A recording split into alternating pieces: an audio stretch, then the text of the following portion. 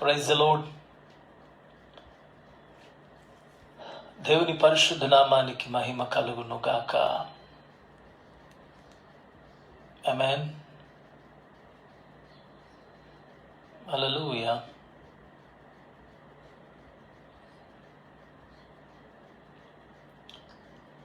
ప్రభునందు మిక్కిలి ప్రియులైన మేలుకొలుపు స్వరము ప్రేక్షక కుటుంబాలకు మన ప్రభు అయిన యేసుక్రీస్తు నామములో మీ అందరికీ కూడా ప్రత్యేకమైన శుభ ఆహ్వానాన్ని నేను తెలియజేస్తున్నాను.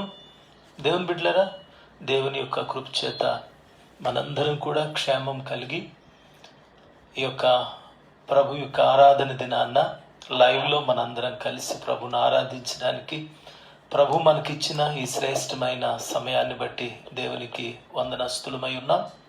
రండి, కలిసి ప్రభుని ఆరాధించుదాం, దేవుని నామాన్ని మహిమపరచుదాం. ఈ దినం దేవుడు మనకు విరిచి అందిస్తున్నటువంటి వాక్యాన్ని ఆయన శరీర రక్తాలలో మనం పాలిపంపులు పొందినట్లుగా ప్రభు యొక్క కృపచేత మనము సిద్ధపరచబడదాం. ప్రార్థన చేసుకుందాం. శాశ్వతమైన ప్రేమతో మమ్మలను మిక్కిలిగా ప్రేమిస్తున్న మా ప్రియ పరలోకపు తండ్రి, ప్రియుడైన మా ప్రభువా, నీకు కృతజ్ఞత వందనాలు చెల్లిస్తున్నాం నైనా. మేము పాపులమై అపవిత్రులమై లోకములో లోకనాశనములో కొట్టాడుతూ ఉన్నప్పుడు నీ కృప చేత దేవా మీరు మమ్మలను నీ శిలువ రక్తము చేత నాయనా మమ్మలను మీరు మా పాపములను కడిగి నీ ప్రజలుగా నీ బిడలుగా మమ్మలను చేసుకున్న నీ ప్రేమ కొరకు కృతజ్ఞత వందనాలు మేము చెల్లిస్తూ ఉన్నాం. నీవిచ్చిన రక్షణ పాత్రను చేబూని నిన్ను స్తుతించి ఆరాధిస్తూ ఉండగా ప్రతి బిడ్డ ఆరాధనను కూడా మీరు అంగీకరించి దేవాని బిడ్డలను ఆశీర్వదించండి. ఈ శుభదినము, ఈ పునరుద్ధానపు దినము, ఈ ఆరాధనలో మీరు మాతో ఉండి నాయనా నీ వాక్యాన్ని మాకు పంచి ఇచ్చి దేవాని శరీర రక్తాలను విరిచి మాకు వడ్డించి దేవా మనుష్యుడు రొట్టె వలన కాదు గాని నీ నోటి మాట వలన జీవించునన్న లేఖన నెరవేర్పు ప్రకారంగా నీ వాక్యము ద్వారాగా మమ్మలను బలపరచండి. నీ శరీర రక్తాల్లో పాలి పంపులు పొందుట వల్ల దేవా మాకు నాయనా నువ్వు అనుగ్రహించు జీవమును, నీ శక్తిని, నీ కృపను మాకు దయచేయండి. చేరిన ప్రతి బిడ్డతో కూడా మీరు మాట్లాడమని, ఈ దినం సర్వ ప్రపంచం అంతా జరుగుతున్న సార్వత్రిక సంఘ ఆరాధనలతో మాకు కూడా మీరు ఐక్యతను అనుగ్రహించమని యేసయ్య ప్రశస్త నామములో ప్రార్థన చేసి అడిగి వేడుకుంటున్నాం తండ్రి. ఆమేన్. Praise the Lord. అందరూ బాగున్నారు కదా? దేవుని కృప చేత మీరందరూ క్షేమం కలిగి మీ గృహాలలో జాగ్రత్తగా ప్రభునందు ప్రార్థన యందు విశ్వాసము పట్టుదల కలిగి నమ్మకంగా దేవుని యందు మీరు కొనసాగుతున్నారని దేవుని ఎడల మీ అందరికీ కూడా మీ అందరిని బట్టి దేవునికి కృతజ్ఞతాస్తుతులు నేను చెల్లిస్తూ ఉన్నాను. రండి, దిన వాక్యం కొరకు మనము సిద్ధపరచబడదాం. కీర్తనల గ్రంథము 97వ కీర్తన 11వ వచనం చదువుకుందాం. కీర్తనల గ్రంథం 97వ కీర్తన 11వ వచనము. నీతిమంతుల కొరకు వెలుగును, యథార్థ హృదయుల కొరకు ఆనందమును విత్తబడి ఉన్నవి. ప్రియులరా, ఈ మాటను మీరందరూ కూడా అండర్లైన్ చేసుకోండి. ఈ ఒక్క వాక్యాన్ని నేను మీకు వివరించి ఈ దిన వాక్యాన్ని నేను ముగిస్తాను. నీతిమంతుల కొరకు వెలుగును, యథార్థ హృదయుల కొరకు ఆనందమును విత్తబడి ఉన్నవి. పరిశుద్ధ లేఖన గ్రంథంలో నుంచి ప్రభు మన కొరకు విరిచి ఇస్తున్నటువంటి వాక్యం ఇది. దేవుని యొక్క వాక్యం చేతే మనము ఆదరించబడతాం. దేవుని యొక్క వాక్యం చేతే మనం పోషించబడతాం. మన జీవన ప్రయాణములో, మన జీవిత సమస్యలలో పరిష్కారం అనేది దేవుని యొక్క వాక్యంలోనే ఉంది. ఎవరైతే క్రీస్తు ప్రభుని తమ స్వంత రక్షకుడుగా అంగీకరిస్తారో, అంగీకరించిన నాటి నుంచి కూడా మన జీవిత పరిణామంలో మనకు ఆధారమైనటువంటిది దేవుని యొక్క వాక్యం. మన జీవితంలో సంభవించే ప్రతి ఒక్క సంభవానికి, లేక ఏం సంభవించబోతుందో అని భవిష్యత్తును తెలుసుకోవడానికి కానీ, లేక మనకు ఎదురయ్యేటువంటి ప్రతి సమస్యలో కానీ, లేక మనకు వచ్చే ప్రతి సందేహం కానీ తీర్చబడగలిగింది దేవుని యొక్క వాక్యమే. ఈ వాక్యాన్ని మనం పరిశీలించి మనం ఏ పరిస్థితులలో, మనం ఏ స్థితిలో దేవుని వాక్యాన్ని మనం ఆశ్రయిస్తామో ఆ వాక్యము మన ప్రతి సమస్యకు కూడా ఒక పరిష్కారాన్ని దేవుడు తన వాక్యములో ఆయన ఉంచాడు. ఇప్పుడున్న ఈ భయంకరమైనటువంటి కోవిడ్-19 ఈ కరోనా వైరస్ దినాల్లో ఇంకా మనం లాక్డౌన్లోనే ఉన్నాం. మనందరం కూడా చాలా మందికి చాలా రకాలైనటువంటి ప్రశ్నలు ఉత్పన్నమవుతున్నాయి. అనేక మంది ఇంచుమించు 1 నెలన్నర వరకు కూడా ఈ సందేహాలతో అటు ఇటుగా ఉన్నా మరలా ఈ లాక్డౌన్ వచ్చే నెలకు పొడిగించబడుతుందా, లేక బయటకు వెళ్తే ఇంకా వైరస్కి కావలసిన వ్యాక్సిన్ ఇంకా లేదు, మరి ఇది ఎలా జరుగుతుంది, ఏం జరుగుతుంది, తదుపరి పరిస్థితులు ఏంటి అనేవి, ఇవన్నీ కూడా చాలా రకాలైనటువంటి సందేహాలు మనలో కలుగుతూ ఉన్నాయి. అయితే వీటన్నిటికీ ఒక చక్కని పరిష్కారము, సమాధానము ఎవరు చెప్పగలరని అడిగితే త్రికాల జ్ఞాని అయిన దేవుడు మాత్రమే దీనికి సమాధానం చెప్పగలడు. ఏమన్నాను? త్రికాల జ్ఞాని అయిన దేవుడు మాత్రమే, దేవుని దగ్గర మాత్రమే దీనికి సమాధానం ఉంది. ఎందుకంటే ఆయన వర్తమాన, భూత, భవిష్యత్ కాలాలకు సంబంధించినటువంటి దేవుడు. గతించిన కాలం ఆయనకు తెలుసు, గతిస్తున్న కాలం అంటే నిన్న ఆయనకు తెలుసు, ఈరోజు ఆయనకు తెలుసు, రేపు కూడా ఆయనకు తెలుసు. భవిష్యత్ ఏం జరగబోతుంది అనేది దేవుని బిడ్డలారా దేవుని చేతుల్లో ఉంది గనుక మన భవిష్యత్తు కానీ, ఈ ప్రపంచ భవితవ్యం కానీ, ఈ ప్రపంచం యొక్క పరిస్థితి ఎలా కాబోతుందో, ఏం కాబోతుందో, ఇవన్నీ దేవునికి రేపటిని గురించి ఆయన ఎరిగిన దేవుడు. రేపు ఆయనదై ఉన్నది గనుక ఆయన సమస్తాన్ని మనకు బోధించగలిగిన సమర్థుడైన దేవుడు. కనుక ఆయన చెబితే అది ఖచ్చితంగా అంగీకారయోగ్యమైనది. ఆయన చెబితే గనక అది ఖచ్చితంగా అది నెరవేర్చబడేది. ఆయన దగ్గర మనం విచారణ చేస్తే గనక రేపేం సంభవించబోతుందో మనం తెలుసుకుని మనం ధైర్యంగా ఉండగలం. మనం దేవుని బిడ్డలారా ఆ సంభవాలను తెలుసుకోవడం వలన మనం కూడా సిద్ధపాటును కలిగి ఉండగలుగుతాం. అందుకనే ఆ దృష్టిలో మీరు ఆ విషయాన్ని, ప్రస్తుతం ఉన్నటువంటి పరిస్థితులను దృష్టిలో పెట్టుకుని ఈ వాక్యాన్ని వినడానికి మీరు ప్రయత్నం చేయండి. ఇందులో నీతిమంతుల కొరకు వెలుగు, యథార్థ హృదయుల కొరకు ఆనందమును విత్తబడి ఉన్నది అని ఒక చిన్న మాట పరిశుద్ధాత్మ ప్రేరేపితుడై కీర్తనాకారుడు ఆయన రాస్తూ ఉన్నాడు. ఇది చాలా నిగూఢమైనటువంటి మాట. ఇది చాలా భావగర్భితమైనటువంటి మాట. భావగర్భితము అనంటే భావాన్ని తన గర్భములో దాచుకున్నది అని అర్థం. ఒక స్త్రీ నవమాసాలు మోసిన తర్వాత ఆమె ప్రసవించే వరకు కూడా ఆ బిడ్డ ఎవరో తనకు తెలియదు. స్త్రీయా, పురుషుడా, లేకపోతే ఏ ఆకారంలో ఉన్నాడు, ఏ రూపంలో ఉన్నాడు, ఏ రంగులో ఉన్నాడు, ఇవేమీ కూడా తెలియదు. అయితే జన్మనిచ్చిన తరువాత మొదటిసారి ఆమెకు చూపించి, నువ్వు ఆడబిడ్డను ప్రసవించావు, లేకపోతే నువ్వు మగబిడ్డను ప్రసవించావు, నువ్వు ప్రసవించిన బిడ్డ ఈమె లేక ఇతడే అని చెప్పి మొదటిసారి ఆమెకు చూపించినప్పుడు ఆమె మొదటిసారి ఆ బిడ్డను చూస్తుంది. 9 నెలలు కూడా తన గర్భంలోనే ఉంటుంది, తనను తను పోషిస్తుంది, తనను సాకుతూ వస్తుంది, కానీ తనెవరో తనకు తెలియదు.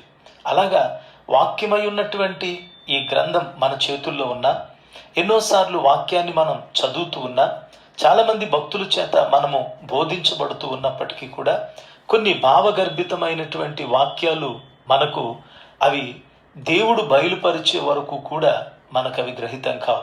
కనుక దేవుడు దాన్ని బయలుపరిచే సమయము, ఆ సమయమై దేవుడు మనకు బోధిస్తూ ఉన్నప్పుడు దాన్ని మనం గ్రహించినప్పుడు అది మన కనులకు వెలుగుగాను, మన హృదయాలకు అది ఆనందమయంగాను మార్చబడుతుంది అనడంలో ఏ విధమైనటువంటి సందేహం కూడా లేనేలేదు ప్రియులారా.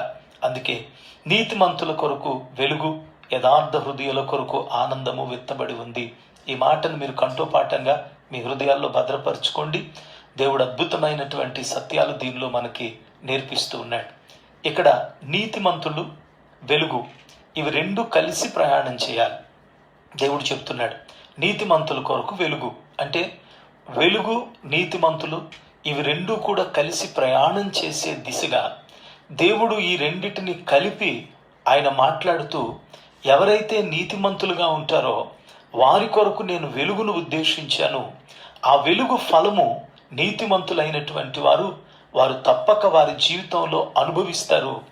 ఎవరైతే నీతిమంతులుగా వారి జీవన ప్రయాణాన్ని క్రీస్తుతో కలిసి వారు ముందుకు కొనసాగించుకుంటారో వారు తప్పకుండా ఆ వెలుగు ఫలమును వారు అనుభవిస్తారు అని దేవుడు నీతిమంతుల కొరకు నేను వెలుగును ఉన్నాను అని చెప్పి, నిర్ణయించి ఉన్నాను అని చెప్పి దేవుడు ఇక్కడ మాట్లాడుతున్న మాట.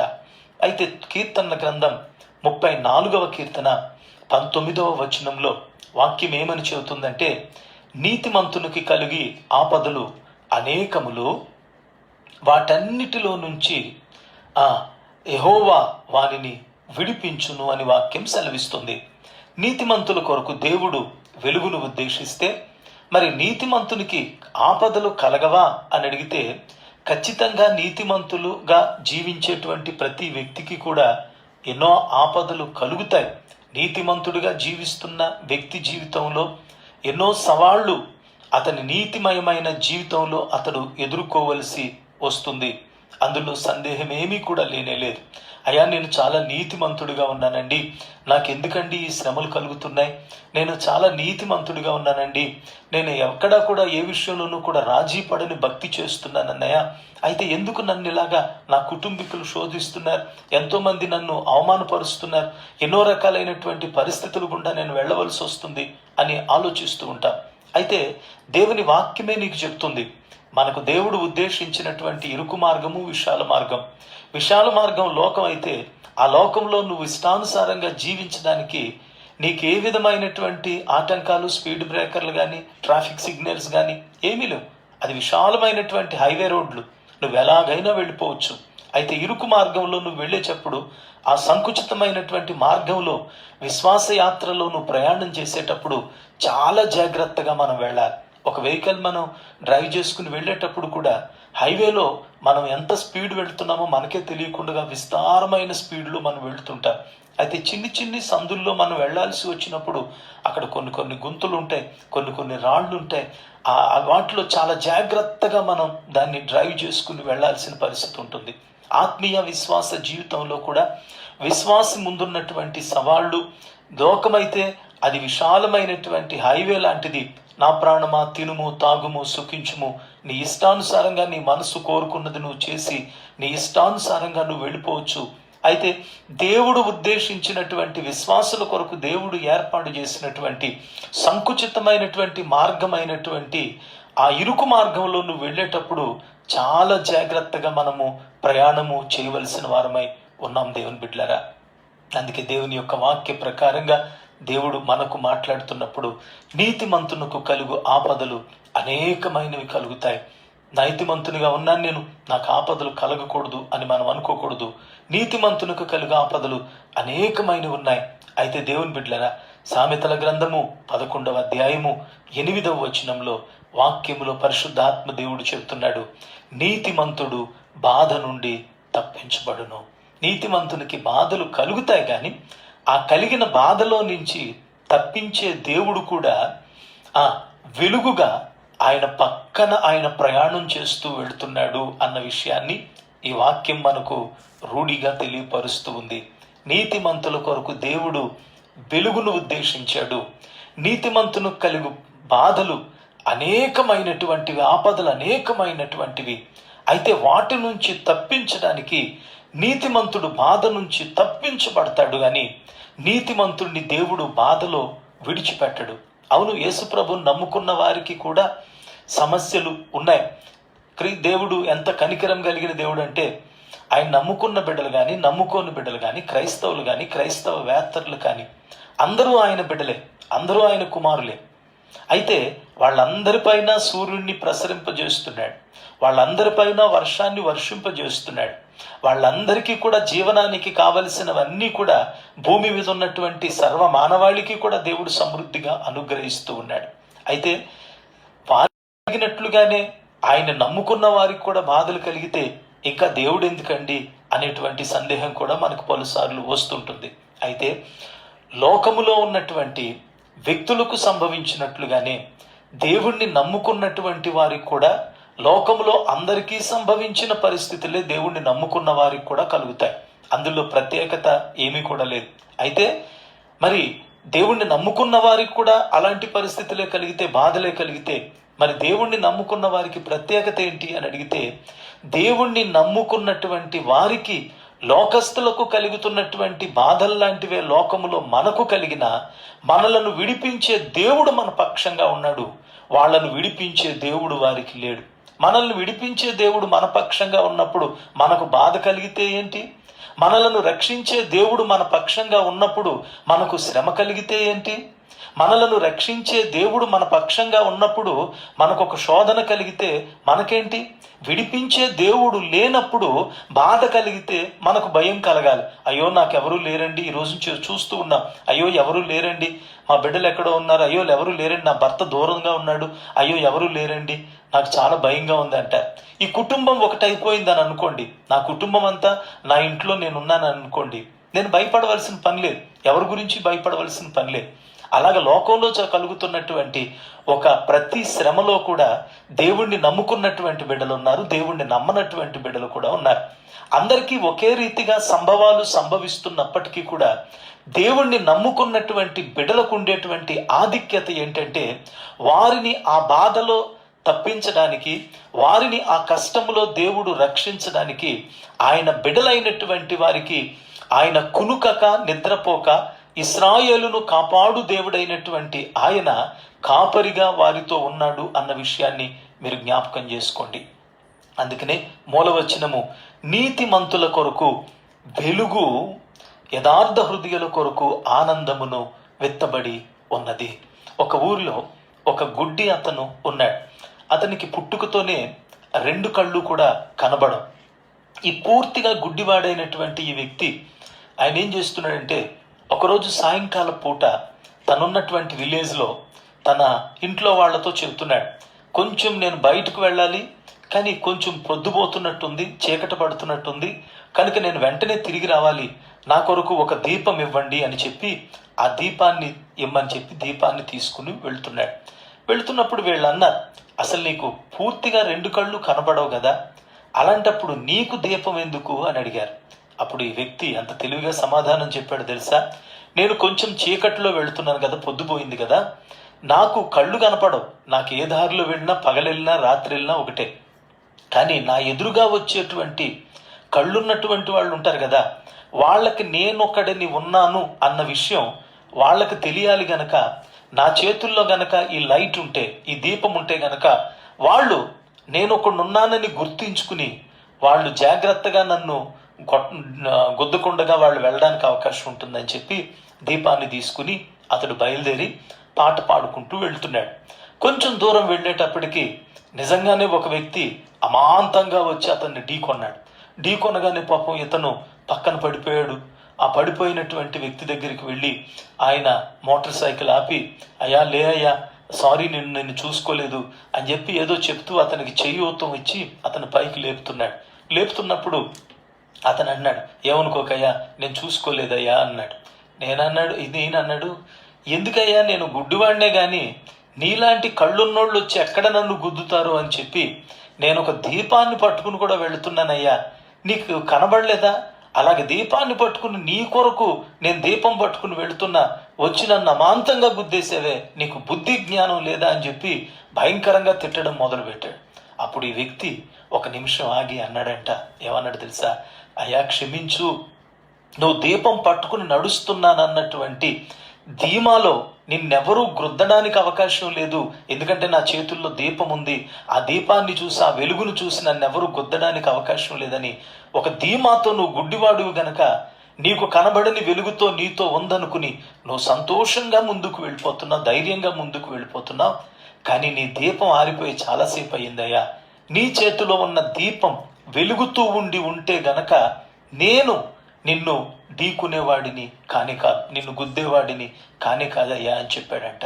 అవును ప్రియులరా, ఈ రోజున మనము వెలుగై ఉన్నటువంటి క్రీస్తు ప్రభుని మన సొంత రక్షకుడుగా అంగీకరించి మేము రక్షించబడినటువంటి క్రైస్తవులము అని చెప్పుకుంటూ, దేవుని వెలుగులో మేమున్నాము అని చెప్పుకుంటూ, వెలుగు ఉంది అని అనుకుంటున్నామే తప్ప మనం వెలుగులో ఉన్నామా లేదా? వెలుగు ప్రదాత అయినటువంటి దేవుడు ఆ వెలుగు ఫలము మనకు ఇస్తున్నాడా లేదా? ఆ వెలుగై ఉన్నటువంటి దేవుని యొక్క ప్రకాశతలో మనము సంరక్షించబడుతున్నామా లేదా అనేటువంటిది చాలా మంది ఈ దినాన్న వారు తమను తాము పరీక్ష చేసుకోలేకపోతున్నారు. ఆదివారం దినాన ఈ రోజున మనం ప్రభు శరీర రక్తాల్లో పాలి పంపులు పొందేటప్పుడు మనము ప్రధానంగా మనం వినేటువంటి ఒక మాట ఏంటని అడిగితే గనక, తమను తాము పరీక్షించుకునుటకే ఈ కార్యమును చేయవలెనని దేవుడు తన శరీర రక్తాలను మనకు అనుగ్రహిస్తూ ఉన్నాడు. ఏంటి నిన్ను పరీక్షించుకోవడం అని అడిగితే, నేను దేవునిలో ఉన్నానా, దేవుని యొక్క కాపుదల నాకుందా లేదా అన్నది మనం పరీక్ష చేసుకోవాలి. చాలామంది వన్ సైడ్ మాత్రమే ఆలోచిస్తారు. ఈ వన్ సైడ్ లవ్ అనేది ఖచ్చితంగా ఎప్పటికీ కూడా అది ట్రూ లవ్ కాదు. దేవుని దగ్గర ప్రేమించేటప్పుడు, దేవుణ్ణి నేను ప్రేమిస్తున్నానండి, నువ్వు ప్రేమించడం ఏంటి, అందరూ ప్రేమిస్తారు, ప్రపంచం అంతా యేసు ప్రభు దేవుడని చాలా మందికి తెలుసు. దేవుణ్ణి నువ్వు ప్రేమించడం వల్ల కాదు నీకు వచ్చే ఫలితం. దేవుడు కూడా నిన్ను ప్రేమిస్తున్నాడో లేదో నువ్వు దృఢపరచుకో.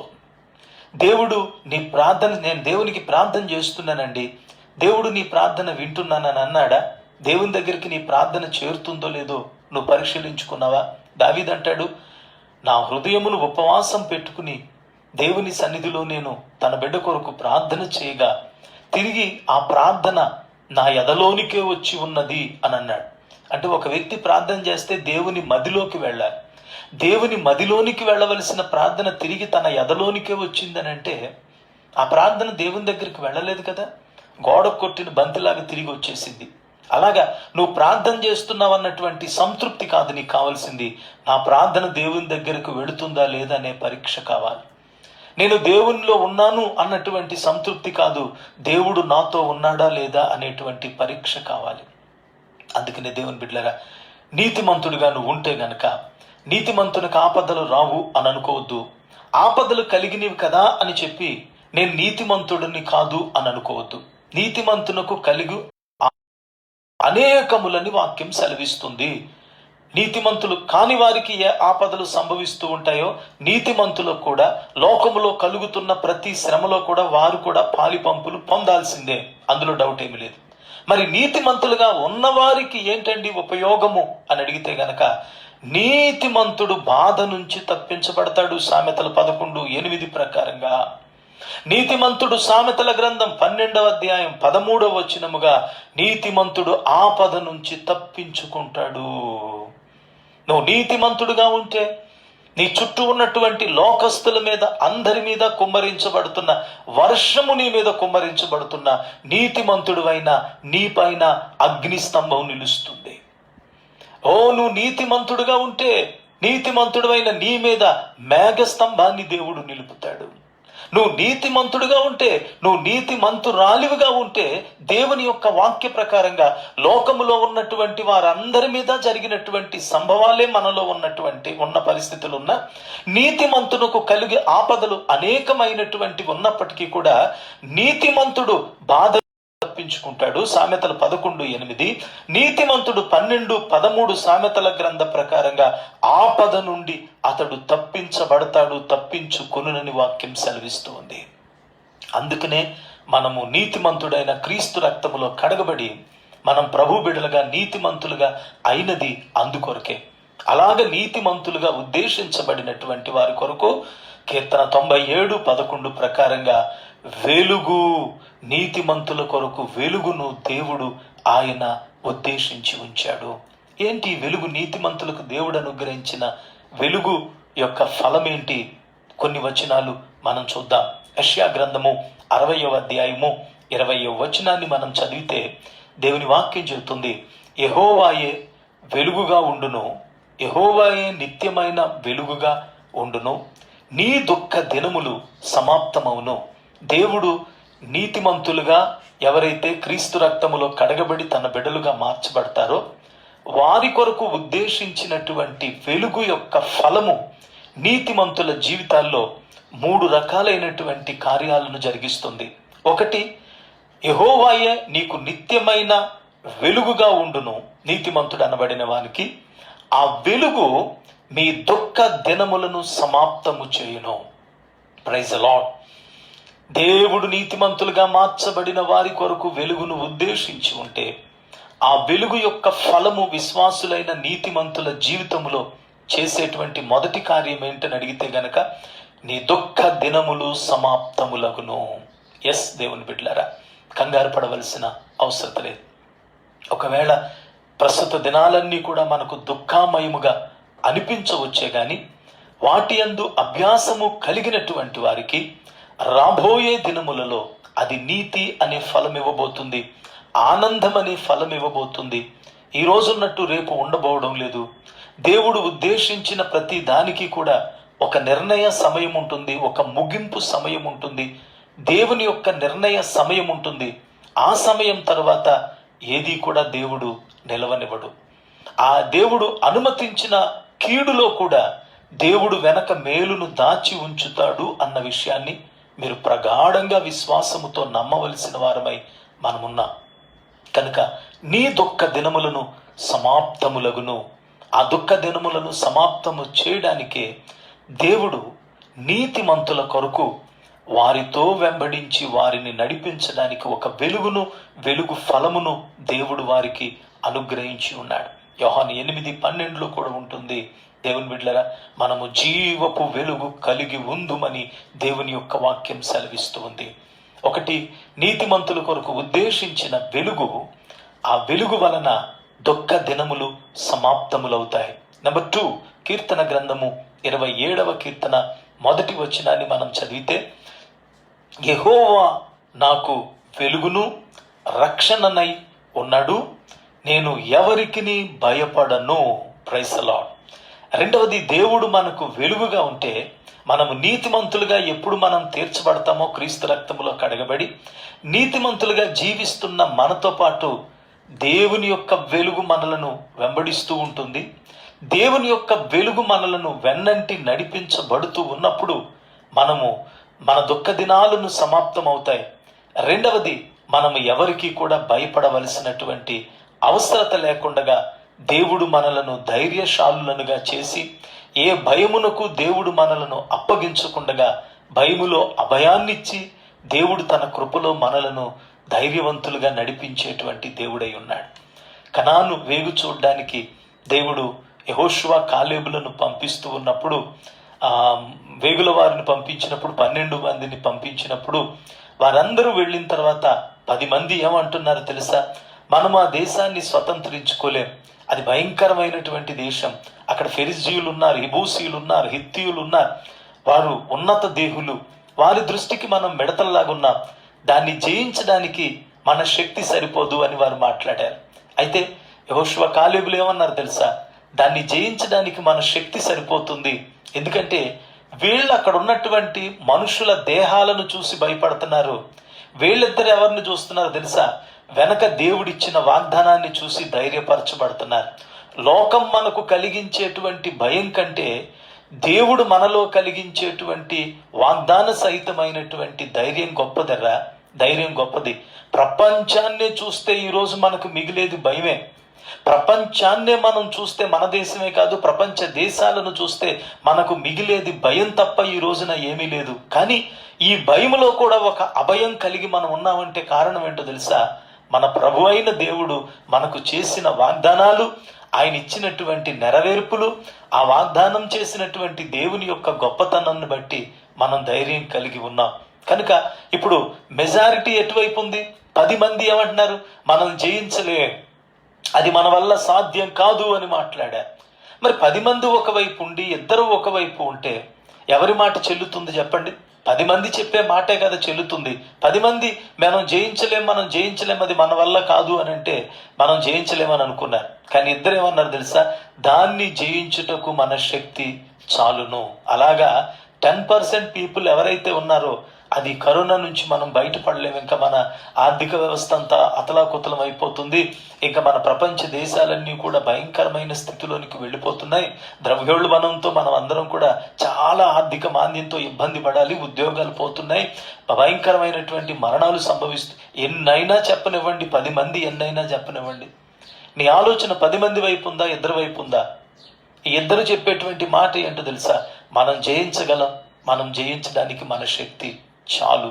ఎందుకంటే మనం నమ్మిన దేవుని బట్టి మనకు కలిగినటువంటి నిరీక్షణది, మన దేవుడు మనకిచ్చిన వాగ్దానాన్ని బట్టి మనం కలిగినటువంటి నిరీక్షణది. కనుక నీ విశ్వాసాన్ని పోనివద్దు, నీ నిరీక్షణను పట్టు తప్పనివ్వద్దని దేవుని దాసుడిగా నేను మీకు హెచ్చరిక చేస్తూ ఉన్నాను. కనుక దేవుని బిడ్డలారా చూడండి, ఒకటి, ఆయన వెలుగు మనతో కలిసి ప్రయాణం చేసినప్పుడు, నీతిమంతులుగా మనం ఉన్నప్పుడు, ఒకటి, మన దుఃఖ దినాలు సమాప్తం అవుతాయి. యెషయా 20 ప్రకారం. 2 కీర్తన గ్రంథం 27వ అధ్యాయం 1వ వచనం ప్రకారము ఎవరికి మనము భయపడని అవసరం లేకుండా దేవుడు మనలో ఆత్మవిశ్వాసాన్ని, దేవుడు మనలో ఆ మనోబలాన్ని దేవుడు నింపి మనల్ని ఆయన నడిపించుకుంటాడు. 3వది సామెతల గ్రంథము 13వ అధ్యాయము 9వ వచనం ప్రకారముగా నీతి మంతులు వెలుగు తేజరిల్లును, భక్తిహీనుల దీపము ఆరిపోవును. దేవుడు నీతిమంతుల కొరకు ఉద్దేశించిన వెలుగు ఫలం ఏంటో తెలుసా? దుఃఖ దినాలను సమాప్తం చేయడం. దేవుడు నీతిమంతుల కొరకు ఉద్దేశించిన వెలుగు ఫలం ఏంటో తెలుసా? మనలో మనోధైర్యాన్ని, ఆత్మబలాన్ని, గుండె నిబ్బరాన్ని నింపడం. దేవుడు నీతిమంతుల కొరకు ఉద్దేశించినటువంటి వెలుగు ఫలం ఏంటో తెలుసా? మనలను తేజరిల్లునట్లుగా దేవుడు చేయడము. తేజరిల్లుతా మన దీపాలు ఆరిపో, భక్తిహీనుల దీపాలు ఆరిపోతాయి, జాగ్రత్త. మీ దీపం ఆరిపోనివ్వను. మీరు తేజరిల్లుతారు, ప్రజ్వరిల్లుతారు. ప్రచండమైనటువంటి వెలుగుతో మీరు ప్రకాశించేవారుగా ఉంటారు. దానియేలు గ్రంథంలో చెప్పబడినట్లుగా మీరు ఆకాశ మండలములోని జ్యోతులను పోలిన వారుగా మీరు ప్రకాశిస్తారు. మనం స్వయం ప్రకాశులం కాదు, కానీ మన దేవుని వెలుగు మన మీద ప్రకాశించినప్పుడు మనము దేవుని బిడ్డలారా ఆకాశ జ్యోతుల్లాగా మనం కూడా ప్రకాశించే వారిగా మనం ఉంటామన్నది దేవుడు ఇస్తున్నటువంటి వాగ్దానం. కనుక ప్రియులారా, ఇక్కడ చూసినట్లయితే నీతిమంతుల కొరకు వెలుగు, నీతిమంతులుగా మన కొరకు దేవుడు ఉద్దేశించింది వెలుగు యొక్క ఫలం ఏంటని అడిగితే గనక దుఃఖ దినాలను సమాప్తం చేస్తుంది. మనలో ఉన్న భయాన్ని తీసివేస్తుంది. 3వది, మనలను తేజరిల్లునట్లుగా దేవుడు, మన దీపం ఆరిపోకుండానట్లుగా దేవుడు తన చేతులను కప్పి ఉంచి మనలను కాపాడుతూ ఉంటాడు. నెంబర్ 2, 2వది, యథార్థ హృదయుల కొరకు ఆనందము విత్తబడి ఉన్నది. నీతిమంతుల కొరకు వెలుగు ఎలాగైతే, నీతిమంతులు వెలుగు ఎలాగైతే కలిసి ప్రయాణం చేస్తూ ఉన్నాయో, 2వది ఆనందము కొరకు, ఆనందము వెలుగు ఇవి 2 కలిసి ప్రయాణం చేయాలి. యథార్థ హృదయులను ఆనందమును 2 కలిసి ప్రయాణం చేస్తాయి. ఆ ఆనందం అంట ఎలా ఉంటుందంటే, యథార్థ హృదయుల కొరకు దేవుడు మన కొరకు ఉద్దేశించిన ఆనందం ఎలాగుంటుందని అడిగితే, చెట్టుకు కాసిన పండులాగుండదు. వినండి, చెట్టుకు కాసిన పండులాగుండదు, లేక కోసి గంపలో వేసిన పండులాగా ఉండదు, లేక దేవుని బిడలారా అవి దృశ్యరూపకంగా కనబడేటువంటి చెట్టుకు వేలాడేటువంటి ఫలములాగా అది ఉండదు. దేవుడు చెప్పాడు, ఎవరైతే యథార్థ హృదయులుగా దేవుని యందు విశ్వాసము కలిగి నీతిమంతులుగా వాళ్ళు ఉన్నారో వాళ్ళ కొరకు, నీతిమంతుల కొరకు నేను వెలుగును పెట్టినట్లుగా యథార్థ హృదయుల కొరకు నేను ఉద్దేశించినటువంటి, నేను నిర్ణయించినటువంటి ఆనందమయమైన జీవితాన్ని, వారి జీవితంలో కావలసిన ఆనందాన్ని విత్తబడినటువంటిదిగా వారి కొరకు నేను దాచి ఉంచాను అని ప్రభు చెబుతున్నటువంటి మాట. ఇది చాలా అమూల్యమైన సత్యం, జాగ్రత్తగా వినండి. మరి ఆనందం విత్తబడినదిగా దేవుడు వర్ణిస్తూ ఉంటే, విత్తబడిన ఆ విత్తనానికి, దాచబడిన మన ఆనందానికి ఏంటి సాదృశ్యం, ఏంటిది, ఇది ఎలాగిది దాన్ని మనం సాధించగలం అని అంటే, భూమిలో ఒక విత్తనాన్ని వ్యవసాయకుడు విత్తినప్పుడు ఆ విత్తబడినటువంటి విత్తనం భూమిలోనికి వెళ్ళిపోయిన తర్వాత అది బాహ్యంగా బయటకు అది కనిపించదు. భూమి సమాంతంగా కనబడుతుంది, భూమి లోపల విత్తనాలు ఉంటాయి. వ్యవసాయకుడు గమ్మున అక్కడ ఏదన్నా పని చేయడానికి వెళ్తే, అరే ఆ నేలలో ఎవరు నడవకండి, ఏముంది అక్కడ ఖాళీ నేలే కదా అని మనం అనుకుంటాం. లేదు, లోపల ఈ విత్తనాలు విత్తాను, బయటకు అవి కనపడవు, కానీ అక్కడ ఎవరు కూడా నడవమాకండి, ఆ ప్రాంతాన్ని ఎవరు కూడా పాడు చేయమాకండి అంటాడు. అంటే లోపల ఒక ప్రక్రియ జరుగుతుంది, లోపల అంతర్లీనమైనటువంటి జీవక్రియ జరుగుతుంది. లోపల అంతర్లీనమైనటువంటి రహస్యమైనటువంటి ఒక అద్భుతం జరుగుతుంది అక్కడ. కానీ బయటకు మాత్రం, బాహ్యంగా మాత్రం అది నిర్జీవమైనట్లుగా ఉంది. Praise Lord, praise Lord. Lockdown కూడా అంతే. లాక్డౌన్లో మేము లాక్ చేయబడ్డాం, లోపల ఉన్నాం, మనకేం బయట కనబడడం లేదు. కానీ దేవుని బిడ్డలారా, అంతర్లీనంగా మన గృహాల్లో ఉండిపోయినటువంటి ఈ 2 నెలల ప్రాయంలో ఏం జరిగిందన్నా, ఏం జరగబోతుందన్నా, నో డౌట్ దేవుని వాగ్దానం నమ్మదగినది. మళ్ళీ చెప్పాను, ఇది 2 ఆశీర్వాదంలో దేవుడు నీతిమంతులైన వారి కుటుంబాలను దేవుడు సంరక్షించుకుంటూ ఈ లాక్డౌన్ అనంతరం దేవుడు బయటకు తీసుకురాబోతున్నాడు. ఈ లాక్డౌన్ లో దేవుడు, నేను మళ్ళీ చెప్తున్నాను, ఈరోజు డేట్ వేసుకుని వాగ్దానం రాసుకోండి. మరలా ప్రభు చిత్తములో ఒక నెల, ఒక 15 రోజులు లేదా 2 నెలల తర్వాత మనం బయటకు వచ్చిన తర్వాత మందిరాల్లో మనం వినబోయేటువంటి సాక్ష్యం ఏంటో తెలుసా? ఈ లాక్డౌన్ లో దేవుడు అనేక అద్భుతాలు మా జీవితంలో చేశాడు అని సాక్ష్యము చెప్పని కుటుంబం ఉండదు. ఎలాగ దేవుడు చేస్తున్నాడు? చేశాడంతే. లాక్డౌన్ లో కూడా ఆయన క్రియలంత ప్రత్యక్షంగా ఉన్నాయి. లాక్డౌన్ లో కూడా ఆయన కార్యాలంత ప్రత్యక్షంగా కనబడుతున్నాయి. కొంతమందికి ఈ లాక్డౌన్ లో దేవుడు చేసిన మేళ్ళు లాక్డౌన్ లో కనబడకపోయినా, వినబడకపోయినా, లాక్డౌన్ అనంతరం బయటకు వెళ్ళిన తర్వాత వాళ్ళు చూడబోతున్నారు. అది ఎలా చేయబోతున్నాడో ఏంటో మీరు చెప్తేనే నాకు తెలుస్తుంది తప్ప నేను ఊహించి దాన్ని మీకు చెప్పలేను. ఎస్, ఒక గొప్ప మేలును దేవుడు చేయబోతున్నాడు. విత్తనం కూడా లాక్డౌన్ అవుతుంది. ఎక్కడ? భూమిలో విత్తనం కూడా లాక్డౌన్ అవుతుంది. ఆ భూమిలో విత్తబడినటువంటి విత్తనం భూమి లోపల లాక్డౌన్ అయిపోయిన తర్వాత బాహ్యంగా దాని క్రియ కనపడదు, దాని చర్య మనకు కనపడదు. అలాగని ఇది జీవం లేదని అనుకోకండి. అంతర్లీనంగా భూమిలో అది కార్యం జరిగిస్తుంది, అది జీవముతోనే ఉంది. అందుకనే దేవుని బిడ్డలారా, నీతిమంతుల కొరకు కూడా దేవుడు ఉద్దేశించినటువంటి ఆనందము పైకి కనబడేటువంటిది కాదు. అది తగిన సమయం అయినప్పుడు మాత్రమే బయటకు కనబడుతుంది. అంతవరకు కూడా అది ఎక్కడ కనబడుతుందని అడిగితే, ఎక్కడుంటుందని అడిగితే, విత్తబడిన విత్తనము దాచబడినట్లుగా ఆనందము నీ కుటుంబంలో, ఆయన చేసేటువంటి కార్యాలు నీ కుటుంబంలో, ఆయన చేసేటువంటి అద్భుతాలు నీ జీవితంలో, ఆయన ఇచ్చేటువంటి బహుమానాలు నీ జీవితంలో ఇచ్చేశాడు. కానీ అవి బహిర్గతం కాలేదు, రహస్యంగా ఉన్నాయి. ఒక్కసారి వన్స్ లాక్డౌన్ ఓపెన్ అయిన తర్వాత నీ జీవితంలో ప్రత్యక్షం కాబోతున్నాయి. డౌటే లేదు ఇంక అందులో. నేను నమ్ముతున్నాను, నువ్వు నమ్మితే నమ్ము. నమ్మినోడు పొందుకుంటాడు, నమ్మినోడు పొందుకుంటాడు. నీ కొరకు దాచి ఉంచాడవి, నీ కుటుంబం కొరకు ఉద్దేశించాడవి.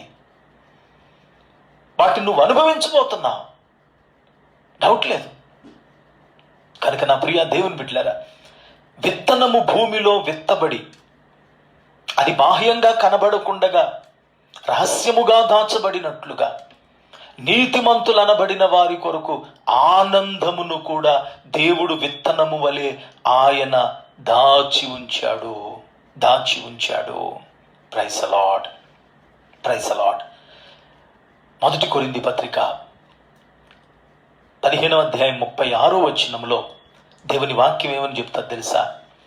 విత్తబడినది చచ్చితేనే గాని అది బ్రతికించబడదు కదా. విత్తినది ఒక విత్తనం.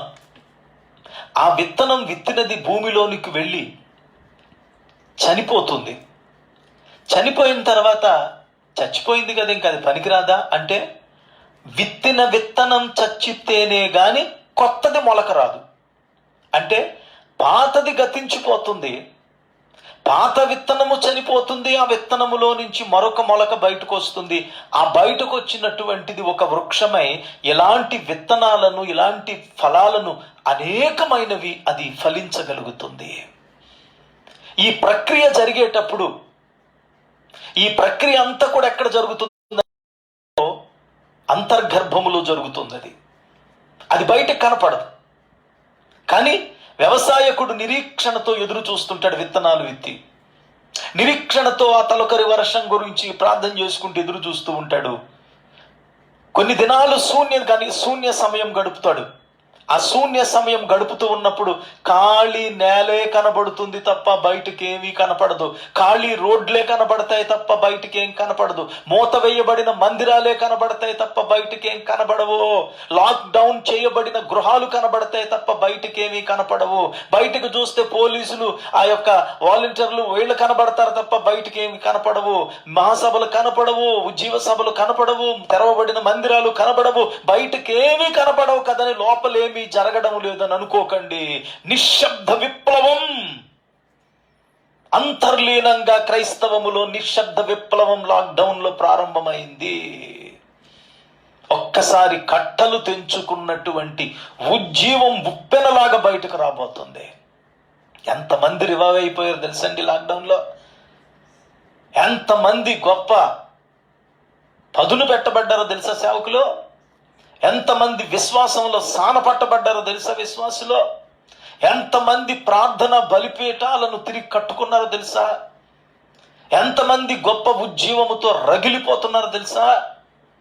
నిశ్శబ్ద విప్లవం కొరకే దేవుడు వారిని గుహలో దాచినట్లుగా గృహాలలో దాచి వారిని సిద్ధపరిచి, సైన్యంగా సిద్ధపరిచి యుద్ధం కొరకు సిద్ధం చేస్తున్నాడు. సన్నద్ధులైన సైనికుల వలె బయటకు రాబోతున్నాం ఈ యొక్క లోకంతో యుద్ధం చేయడానికి. పరిశుద్ధ అలంకారాలను విరోచితంగా పోరాడడానికి సువార్త విప్లవాన్ని చేపట్టుకుని బయటకు రాబోతున్నాం. దేవుని బిడ్డలారా, కాసుకో సాతానా, కాసుకో లోకమా అన్నట్లుగా. కనుక దేవుని బిడ్డలారా, విత్తబడిన ఆనందం విత్తబడి ఉన్నది. ఆనందం విత్తబడి ఉన్నది. ఒక గొప్ప పంట చేతికి వచ్చేటప్పుడు ఆ పంట చక్కని ఫలసారం ఇచ్చినప్పుడు వ్యవసాయకుడు ఎంత ఆనందమో. ఆ కోత కోసి ధాన్యాన్ని కొప్పలేసుకుని బోళ్ళంత డబ్బు సంపాదించుకుంటాడు. ఇదంతా చేతికి వచ్చిన తర్వాత డబ్బును చూసినప్పుడు, ఆ పంటను చూసినప్పుడు ఆనందం వస్తుంది. ఈ ఆనందం రాకముందు ఒక శూన్య సమయం ఉంటుంది. ఏంటో తెలుసా? విత్తనాలు భూమిలో విత్తేసి ఖాళీ నేలను చూసుకునే సమయం. అప్పుడేం ఆనందం ఉండదు. అప్పుడు ఖాళీ భూమే కనపడుతుంది. అలాగని అది ఆనందం ఇవ్వబోవడం లేదని అనుకోవడానికి వీల్లేదు. ఆనందం ఇవ్వడానికి భూమి లోపల సిద్ధపరచబడి ఉంటుంది. లాక్డౌన్లో అది లోపల ప్రక్రియ జరుగుతుంది. అంతర్లీనమైనటువంటి భూగర్భములో దాని యొక్క జీవక్రియ జరుగుతుంది. Praise the Lord. కనుక దేవుని బిడ్డలారా, నీతిమంతుల కొరకు ఆనందం అనేది దేవుని యొక్క వాక్యం చెప్తున్నాడు. మహాజ్ఞాని అయినటువంటి దేవుడు ఆయన చెబుతున్నాడు, అది విత్తబడిన ఆనందం. దేవుని బిడ్డలారా, అది విత్తబడి ఉన్నది. విత్తబడినది చచ్చితేనే గాని అది ఎలా మొలకెత్తునో. ఒక చిన్న శూన్య సమయం ఉంటుంది, అది నష్టం కాదు. విత్తబడింది, ఆ విత్తనం చచ్చిపోయిందంటే ఆ విత్తనంలో నుంచి ఎన్ని విత్తనాలు, ఎంత ఫలసారం రాబోతుంది. దాన్ని దృష్టిలో పెట్టుకో దేవుని బిడ్డలారా. చచ్చిన ఆ గింజ, ఆ విత్తనం ఆనందం లేనట్టుగా ఉంటుందే గాని అది అంతము కాదు. Praise the Lord. ఆనందము లేనట్లుగా నీకు అనిపించవచ్చే గాని అది అంతము కాదు. ఈ రోజున మందిరాలు లాక్డౌన్ చేయబడ్డాయి, దేవుని విశ్వాసులు లాక్డౌన్ చేయబడ్డారు. ఇది అంతం కాదు. ఒక గొప్ప సిద్ధపాటు కొరకు, ఒక గొప్ప ఆనందం కొరకు, ఒక గొప్ప ఉజ్జీవం కొరకు, ఒక గొప్ప ఉజ్జీవ విప్లవం కొరకు దేవుడు మనలను సిద్ధపరుచుకుంటున్నారు. ఈ నిరీక్షణ మీరు వదిలిపెట్టొద్దని దేవుని దాసునిగా మనవి చేస్తున్నారు. కీర్తనల గ్రంథం 37వ కీర్తన 39వ వచనము, యెహోవాయే నీతిమంతులకు రక్షణాధారము, బాధ కలుగునప్పుడు ఆయనే వారికి ఆశ్రయ దుర్గము. Praise the Lord. యెహోవాయే వారికి నీతిమంతులకు రక్షణాధారము, బాధ కలుగునప్పుడు ఆయనే వారికి ఆశ్రయ దుర్గము. మనం ఇప్పుడు ఆశ్రయ దుర్గమును ఆనుకుని దాచబడ్డా. భూమిలో దాచబడిన విత్తనం అది చావులో కూడా జీవం కలుగుతుంది. అది బయటికి శూన్యమై ఉంటుంది, తదుపరి ఒక గొప్ప ఫలం ఇస్తుంది. ఆ భూమిలో జరిగేటువంటి, భూగర్భములో జరిగేటువంటి ఆ జీవక్రియ, ఆ విత్తనము భూమిలో పడి చనిపోయేటువంటిది అంతం కాదు, అది ప్రారంభం. లాక్డౌన్లో మనమున్నటువంటి స్థితిలో కూడా మనము ప్రపంచం అందరి దృష్టికి, ప్రపంచం అంతా లాక్డౌన్ చేయబడి గృహాల్లో వాళ్ళు నిర్జీవంగా ఉన్న పరిస్థితులైతే మనం గృహాల్లో జీవముతో ఆశ్రయ దుర్గాన్ని ఆనుకుని మనం ఉన్నామన్న విషయాన్ని మనం గుర్తుంచుకోండి. అదే అనుభవాన్ని కీర్తనకారుడు 37:39 అంటున్నాడు, యెహోవా నాకు నీతిమంతులకు రక్షణాధారము బాధ కలుగునప్పుడు ఆయనే వారికి ఆశ్రయ దుర్గముగా ఉన్నాడు. అవును, రూతు గ్రంథము 1వ అధ్యాయము 2వ అధ్యాయం 12వ వచనంలో కూడా చూస్తే, యెహోవా రెక్కల క్రింద సురక్షితముగా నుండునట్లు నీవు వచ్చితివి, ఆయన నీకు సంపూర్ణమైన బహుమానము ఇచ్చును. దేవుని బిడ్డలారా, ఏమంటున్నాడు రూతుని? నయోమి తన ఇద్దరిని వెళ్ళిపోమని అన్నప్పుడు ఆమె ముద్దు పెట్టుకుని ఎడబాటు కలిగి వెళ్ళిపోయినప్పుడు రూత్ అయితే అంటుంది, నీ దేశమే నీ దేశము, నీ జనమే నా జనము, నీ దేవుడే నా దేవుడు, మరణం తప్ప నన్ను ఏది వేరు చేయలేదు, సమాధి కూడా నీ పక్కనే నాకు ఏర్పాటు చేయాలి. ఇవన్నీ నిబంధనలు పెట్టుకుని దేవుడిని ఎరిగిన బిడ్డగా ఆమెతో ప్రయాణం చేసినప్పుడు దేవుడు ఆమెను గురించి చెప్పిన మాట ఏంటో తెలుసా? నీవు సురక్షితముగా ఉండునట్లు ఆయన రెక్కల క్రిందకు నువ్వు వచ్చావు, ఆశ్రయ దుర్గం కిందకు నువ్వు వచ్చావు, ఆయన సురక్షితమైన రెక్కల చాటుకు నువ్వు వచ్చావు గనక దేవుని బిడ్డ నీకు సంపూర్ణమైన బహుమానం కలుగును. మరి అలాంటప్పుడు ఇంట్లో దేవుని మాటకు లోబడి మన ఇంట్లో మన ప్రార్థనా జీవితాలను పెంపొందింపజేసుకుని ఇంట్లో 50 దినాలు దేవుని సన్నిధిలో వాక్య పఠనాన్ని పలుసార్లు బైబిల్ని కంప్లీట్ చేసుకుని ఈ ఇంట్లో ప్రతి దినము వాక్యములో పెంపొందింపబడుతూ ఇంట్లో ఈ లాక్డౌన్లో 50 రోజులు ఒక దీక్ష కలిగి మనం ఉంటే దేవుని సన్నిధిలో మనకెందుకు బహుమానం కలగదు? మనకెందుకు బహుమానం కలగదు? ఇది సాధ్యమేనా? 50 రోజులు నిన్ను ఇంట్లో కూర్చోబెట్టి ప్రార్థనలో గడిపేటట్టు చేయడం ఇది సాధ్యమేనా? బాహ్య ప్రపంచపు యొక్క నీడ నీ మీద పడకుండా, బాహ్య ప్రపంచం యొక్క చీకటి నీ మీదకు పడకుండా నీ ఇంట్లో నిన్ను పెట్టి 40 రోజులు ఫాస్టింగ్ చేయించడం, 40 రోజులు ప్రేయర్ చేయించడం, 40 రోజులు దేవునిలో భయభక్తులు కలిగి ఉండేటట్లుగా చేయడం, నీ భర్తకు మద్యాన్ని నుంచి దూరం చేయడం, నీ కుటుంబం అంతటిని కలిపి ఉంచడం, ఇది సాధ్యమయ్యేదేనా? దేవుడు సాధ్యం చేశాడు. ఈ సాధ్యమైన ఈ పని మేలుగా ఎందుకు మార్చలేడు? సాధ్యమైన పనిని మేలుగా ఎందుకు మార్చలేడు? బయట ఉన్నటువంటి కీడును చూడకండి, కరోనా గురించి మర్చిపోండి. ఇప్పుడు మన గురించి, మన కుటుంబం గురించి ఆలోచించుకుందాం. ఇంట్లో నిన్ను 50 రోజులు కూర్చోబెట్టి రోడ్ల మీద బలాదూరు తిరిగేటువంటి నీ కొడుకుని ఇంట్లో లాక్డౌన్ చేసి ప్రతిరోజు మద్యం కొరకు వెళ్ళిపోయేటువంటి నీ భర్తను, ఏ రోజు ఇంట్లో నువ్వు చేతి వంట సక్రమంగా తిననటువంటి నీ భర్తను ఇంట్లో కూర్చోబెట్టి కుటుంబ బాంధవ్యాలన్నిటినీ కూడా 4 గోడల మధ్యన బంధించి ప్రార్థనకు సమయం లేదనుకుని వేదన పడిన నీకు ప్రార్థన సమయం ఇచ్చి, నీ ప్రార్థన బలిపీఠాలు కట్టి, నీ వాక్య సమయం ఇచ్చి, ఆ ప్రార్థన నీ ఇంట్లో వాళ్ళందరూ వినేటట్లుగా పాలి పంపులుగా ఇన్ని అద్భుతాలు చేసిన దేవుడు దీని వెనక మేలు చేయడా? బయటున్న కీడు కంటే లోపల దేవుడు చేసే మేలు నిన్ను సంరక్షిస్తుంది. ఈ విషయాన్ని మీరు మర్చిపోకండి. బయట కీడు ప్రబలుతూ ఉంటే బయట కీడు నుంచి తప్పించగలిగిన దానికి 1000 రెట్లు అధికమైన మేలు నీ కుటుంబంలో దేవుడు అనుగ్రహించాడు. నమ్మిన వారు ఆమేన్ చెప్పండి. బయట నీ శత్రువు ఎంత ప్రచండమైనటువంటి మరణాంతకమైనటువంటి వైరస్గా విజృంభిస్తున్నాడో దాన్ని ఎదిరించగలిగినటువంటి ఆత్మీయ సర్వాంగ కవచాన్ని కూడా దేవుడు నీకు ఇచ్చేశాడు. ఎస్, అవును దేవుని బిడ్డలారా, ఒక సూట్ వేసుకుని వెళుతున్నటువంటి వైద్యులు క్వారంటైన్లో ఐసోలేషన్లో ఉన్న వాళ్ళకి వైద్యం చేసేటువంటి వాళ్ళు ఒక ఫుల్ డ్రెస్ వేసుకుంటున్నారు, ఫేస్కి ఒక మాస్క్ పెట్టుకుంటున్నారు, తగిన జాగ్రత్తలు తీసుకుని ఆ కోవిడ్ పేషెంట్స్ దగ్గరికి వెళ్ళి వాళ్ళు ట్రీట్మెంట్ ఇస్తున్నారు. ఏంటని అడిగితే మాకు కావలసిన సేఫ్టీ మా దగ్గర ఉందండి, మేము అన్నీ కూడా ధరించుకున్నాం అంటున్నారు. అలాంటిది సర్వాంగ కవచము, దేవుడిచ్చే సర్వాంగ కవచం దేవుడు నీకు ఇచ్చినప్పుడు ఏది నీ దగ్గరికి వస్తుంది? ఏది నీ ఇంటిని సమీపిస్తుంది? ఏది నువ్వు బయటకు వెళ్ళినా ఏది నిన్ను సోకగలుగుతుంది? అలాగని అజాగ్రత్తగా తిరగమని నేను అనడంలే, అది మూర్ఖత్వం అవుతుంది. జాగ్రత్తగా తిరిగిన సోకడానికి కూడా అవకాశాలు ఎన్నో ఉన్నాయి. అలాంటి దానిలో దేవుని కాపుదల మీద మనం ఆధారపడినప్పుడు దేవుడు మనల్ని వాటికి అప్పగించడు. యెహోవా పట్టణమును కాపాడని ఎడల దాన్ని కావలి కాయి వారి యొక్క ప్రయాసము వ్యర్థమే.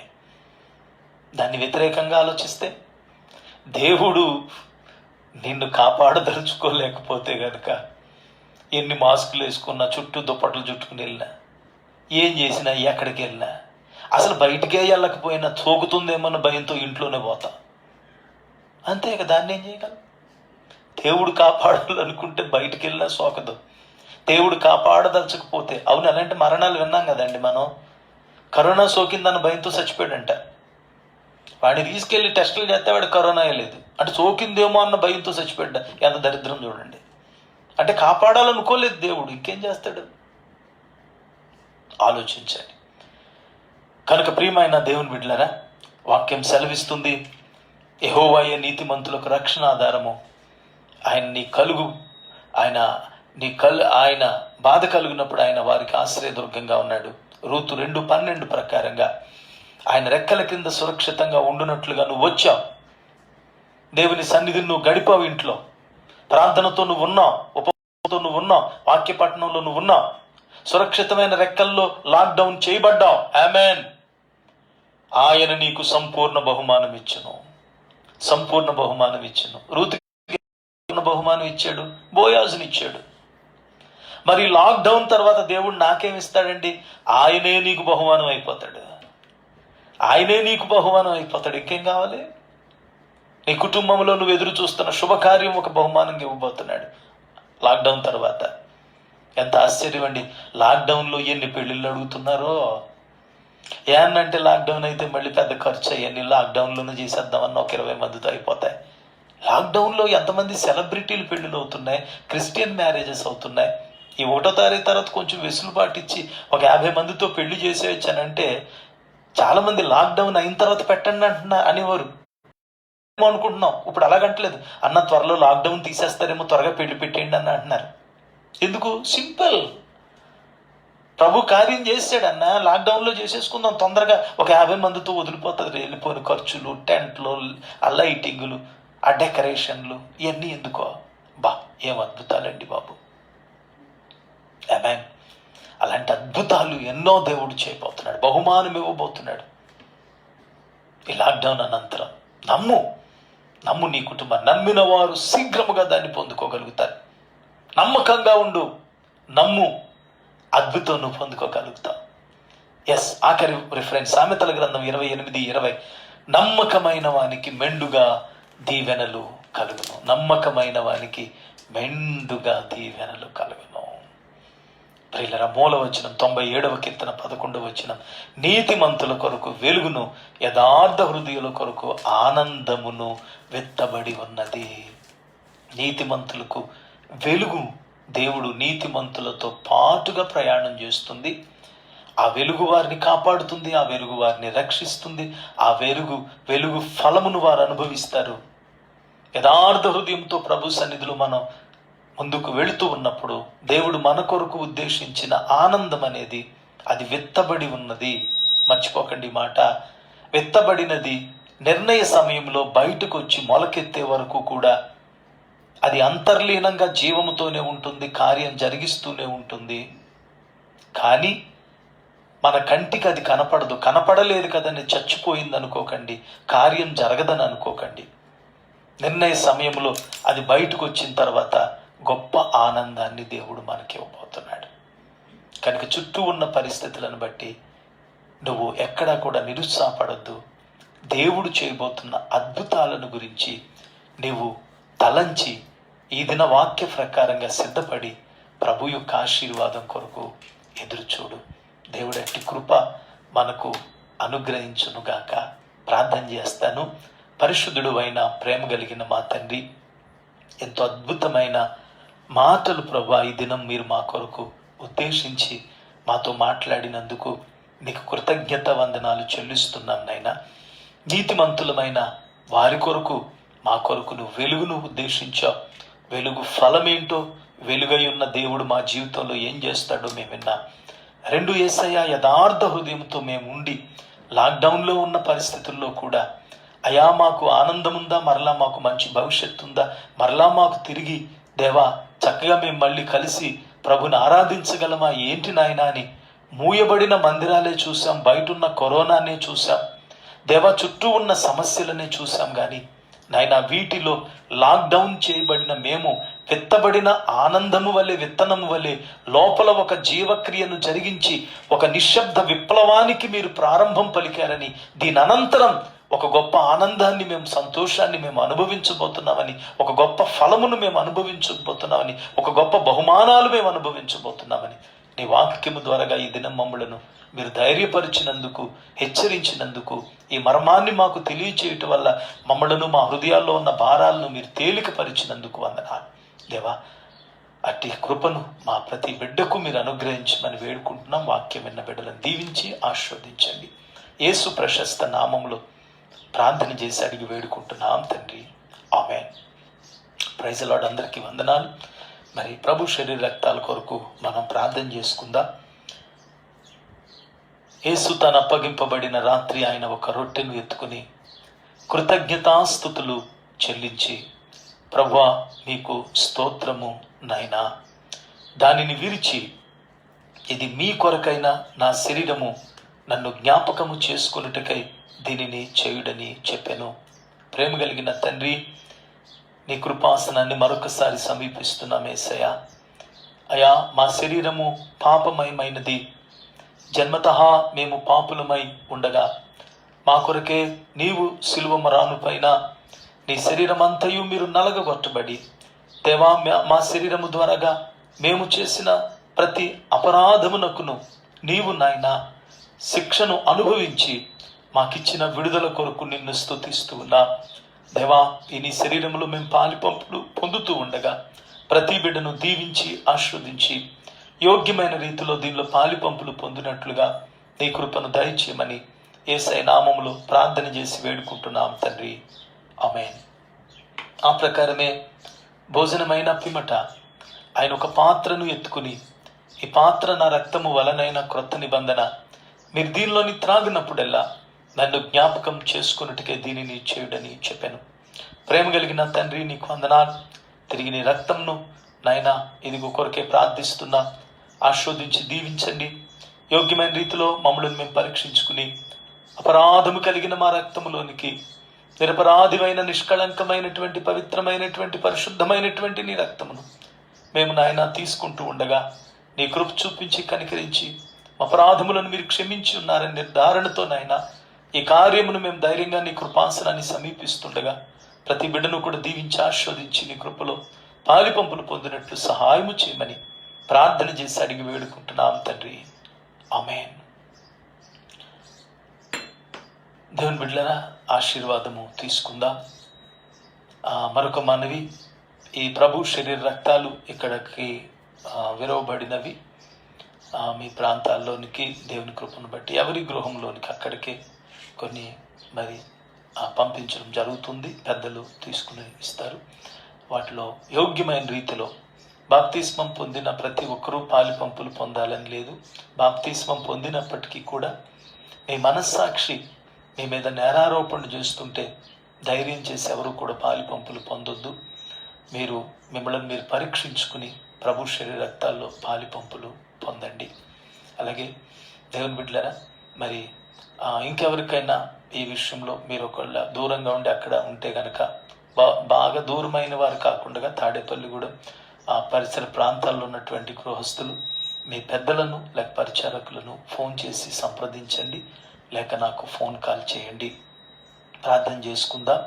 అలాగే ఫోన్పే, గూగుల్ పే నెంబర్ ఇక్కడ తమ్ముడు రాజు అక్కడ చేస్తున్న రీతిని బట్టి ఎవరు కూడా వ్యక్తిగతంగా రావడానికి ప్రయత్నం చేయకండి. లేకపోతే మీరు పరిచారకులను సంప్రదిస్తే అది ఎలాగ వాళ్ళు ట్రాన్స్ఫర్ చేయాలనేది లేదా వాళ్ళు చెప్తారు. ఫోన్ చేసి వ్యక్తిగతంగా రావడానికి మాత్రం ఇప్పుడు ఎవరు కూడా ప్రయత్నం చేయొద్దు. అటు రీతిగా ఆ గూగుల్ పే లేక ఫోన్పే నెంబర్ని మీరు వినియోగించుకుని మీ ఆఫరింగ్ పంపించవచ్చు. ప్రార్థన చేసుకుందాం. శ్రేష్టమైన మా ప్రియ పరలోకపు తండ్రి, నీ శ్రేష్ఠ ఈవులను మాకు అనుగ్రహించి శ్రేష్ఠులనుగా మమ్మలను చేసిన శ్రేష్టమైన నీ నామానికి మా హృదయపూర్వక కృతజ్ఞత వందనాలు మేము చెల్లిస్తున్నాం నాయన. ఆరాధనంతట్లో తోడుగా ఉండి మమ్మల్ని నడిపించింది ప్రేమ కొరకు స్తోత్ర.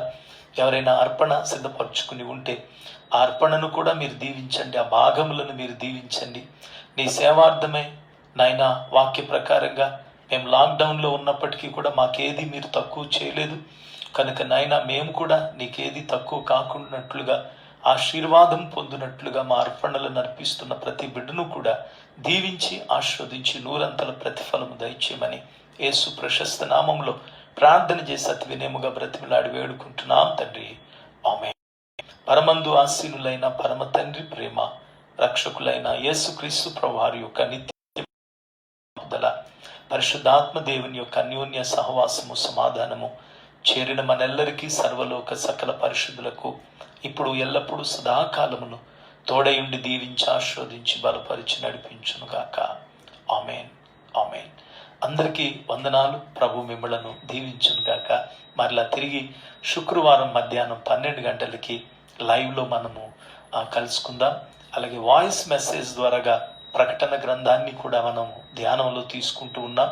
తప్పకుండా దాన్ని కూడా మీరు ప్రతిరోజు క్రమం తప్పకుండా వినండి, చక్కగా ఫాలో అవ్వండి. దైవాశీర్వాదాలు మీరు పొందుకోండి.